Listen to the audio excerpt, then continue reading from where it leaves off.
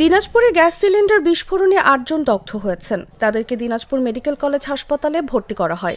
শনিবার বিকাল ৩টার দিকে শহরের কালীতলা মাহবুব রহমানের বাড়িতে এই ঘটনা ঘটে। দগ্ধরা হলেন সদর উপজেলার মাঝডাঙ্গা গ্রামের রফিকুল ইসলামের ছেলে রিয়াজ উদ্দিন, বাড়ির মালিক মাহবুবের স্ত্রী রুবিনা আক্তার, প্রতিবেশী নরেশচন্দ্রের ছেলে মলয়চন্দ্র, সাল্লুর স্ত্রী আমিদা রানী, কামরুদ্দিনের ছেলে শাহজাহান কবির, সাবেক কমিশনার মনিরুল ইসলাম বুলু, স্ত্রী শিরিন আক্তার ও তার ছেলে স্বচ্ছ, প্রাইভেট শিক্ষক ও হাজী মোহাম্মদ দানেশ বিজ্ঞান ও প্রযুক্তি বিশ্ববিদ্যালয়ের শিক্ষার্থী সজীব।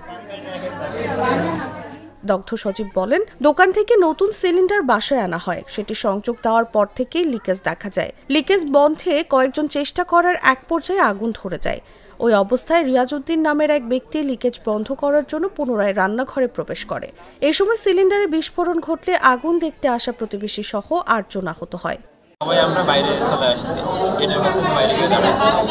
তখন একটা লোক একটা ছেলে আসলো, সে ভিতরে গেল, সে ভিতরে গিয়ে বন্ধ করার চেষ্টা করছে। তখন ইতিমধ্যে আপনার গ্যাস পুরো এলাকাতে ছাড় হয়ে গেছে, তখন ওটা বাষ্প হয়ে গেছে আর আগুনের স্ফুলিঙ্গ চলে আসছে।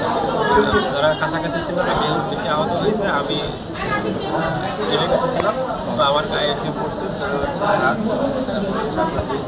বা মাথা হয়ে গেছে।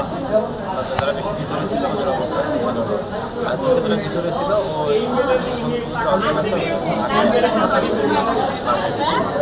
দিনাজপুর মেডিকেল কলেজ হাসপাতালের পুরুষ সার্জারি ওয়ার্ডের ইন্টার্ন ডাক্তার ইসরাত রূপালী জানান, পুরুষ ও মহিলা সার্জারি ওয়ার্ডে দগ্ধ ৮ জন ভর্তি হয়। এদের মধ্যে রিয়াজ উদ্দিনের শরীরে ২৪% দগ্ধ এবং শ্বাসনালী পুড়ে গেছে। আশঙ্কাজনক হওয়ায় তাকে ঢাকায় রেফার করা হয়।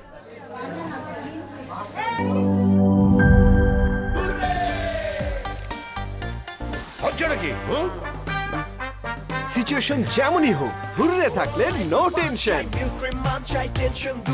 মিল্ক ক্রিম আর এক্সাইটিং ফ্রুট ফ্লেভারে তৈরি হুররে ওয়েফারের মাঞ্চি টেস্টে আপনিও বলবেন টেনশন দূর রে, হয়ে যাক হুররে।